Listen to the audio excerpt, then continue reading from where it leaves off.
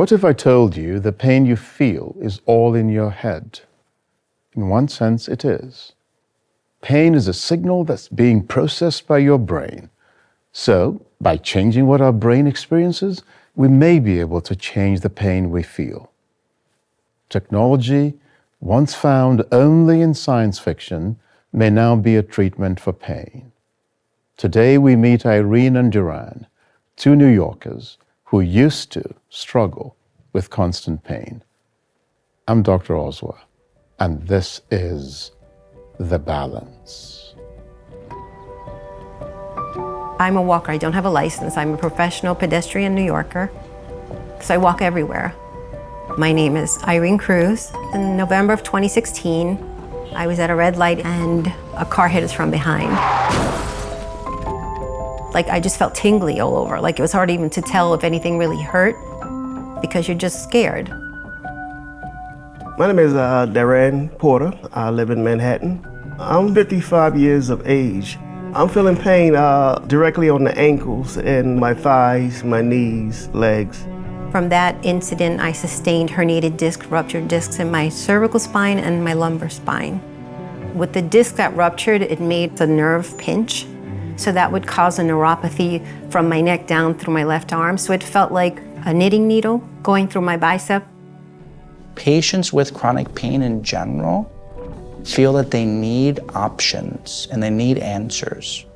VR for pain management is really in the research stage right now. I received a phone call from Montefiore.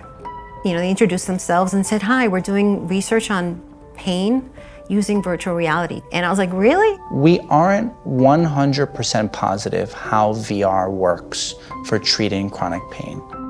We think that an immersive, mindful experience helps patients with chronic pain over time.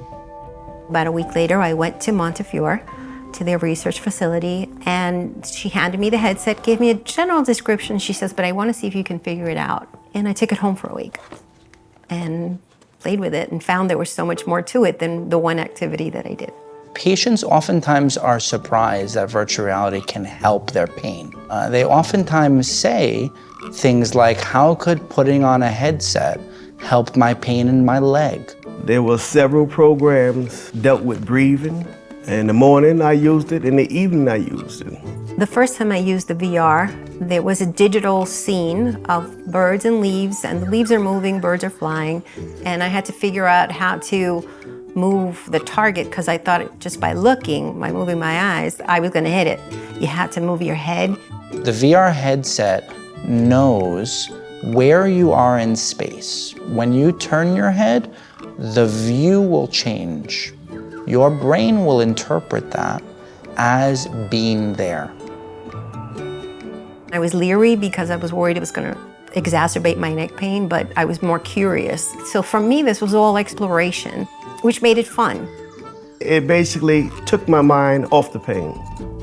I have to say that the VR technology headset was useful because I don't like to take medication.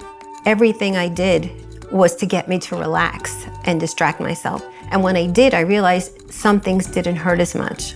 If our research is successful and we're able to show that virtual reality is an effective treatment for chronic pain, then my hope for the future is that we can utilize it within our clinical practice. My experience was successful. If it wasn't, I wouldn't be sitting here. The last 3 years of my career, I started to work with 3, 4, and 5-year-olds in public school in New York City. And using the VR for me was permission to play. 3, 4, and 5-year-olds are not afraid. Don't be afraid of technology.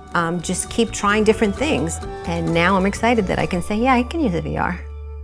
With the help of virtual reality, Irene and Duran changed what their brains perceived and changed their experience of pain. This is a new frontier. What does it mean for the future of pain management? We're only just beginning to find out. I'm Dr. Oswa, and this has been The Balance. Until next time, be well.